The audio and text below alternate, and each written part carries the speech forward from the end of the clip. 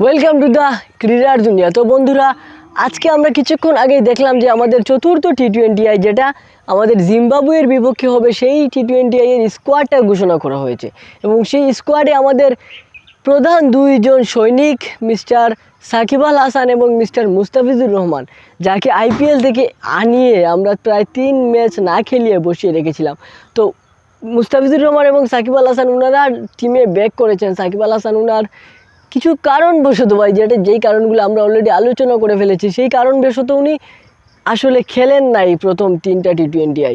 এখন সাকিব আল হাসানকে রাখা হয়েছে দলে, মুস্তাফিজকে আনা হয়েছে স্কোয়াডে, দুইজনকে স্কোয়াডে আনা হয়েছে বন্ধুরা। এখন কথা হচ্ছে যে তারা আসলে কার জায়গায় খেলবে, কারণ আমরা দেখেছি যে প্রথম টি-20 আমরা যে স্কোয়াডটা দিয়েছিলাম, আমরা বাংলাদেশ বনাম জিম্বাবুয়ের বিপক্ষে স্কোয়াড প্রথম টি-20 এর পুরা যেটা আমরা মানে আর কি প্রথমেই বলে দিয়েছিলাম আপনাদের কাছে, আমরা একটা যেটা জরিপ করেছিলাম, একটা আশা করেছিলাম যে এইরকম একটা স্কোয়াড খেলবে এবং সেই স্কোয়াডটাই খেলেছিল।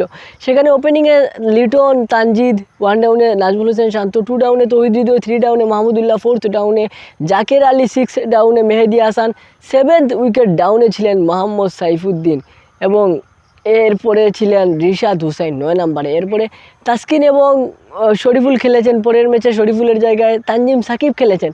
এখন বন্ধুরা, সেই একই একাদশে আমরা সাকিবকে কোথায় সুযোগ দেব আর আমাদের মুস্তাফিজুরকে কোথায় সুযোগ দেব, এটাই কিন্তু প্রশ্ন।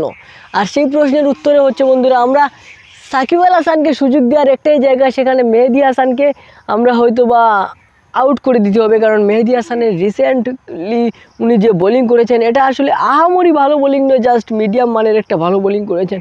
আর অন্যদিকে যদি আমরা কথা বলতে হবে বন্ধুরা সাইফুদ্দিনকে নিয়ে, সাইফুদ্দিনকেও উনি রেগুলার উইকেট নিয়ে নিয়েছেন বন্ধুরা, বাংলাদেশের হয়ে ভালো উইকেট নিয়ে নিয়েছেন। তাই বন্ধুরা, মোহাম্মদ সাইফুদ্দিনকে এখানে বাদ দেওয়ার আমি কোনো প্রশ্নই দেখি না। আর আমরা দেখেছিলাম যে গত ম্যাচে বন্ধুরা আমাদের তাইজুল ইসলামও তানভীর ইসলামও খেলেছিলেন বন্ধুরা। তো তানভীর ইসলাম এখানে বাদ পড়বেন। এখানে আমরা দেখতেছি যে পুরা ম্যানেজমেন্ট চাচ্ছে যে আমরা পুরা টিমকে আসলে একটু যাচাই বাছাই করে দেখি।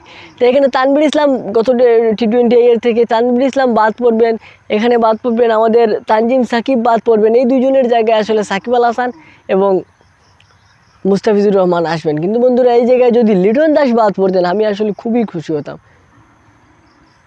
পার্সোনালি। তো আপনারা কি মনে করেন অবশ্যই কমেন্টে জানিয়ে দিবেন বন্ধুরা। আর আপনাদের কাকে বাদ দেওয়া উচিত সেটাও আমাকে কমেন্টে জানিয়ে দিবেন। দেখা হচ্ছে নেক্সট ভিডিওতে বন্ধুরা। আজকের মতো বিদায়, ভালো থাকবেন, আসসালামু আলাইকুম।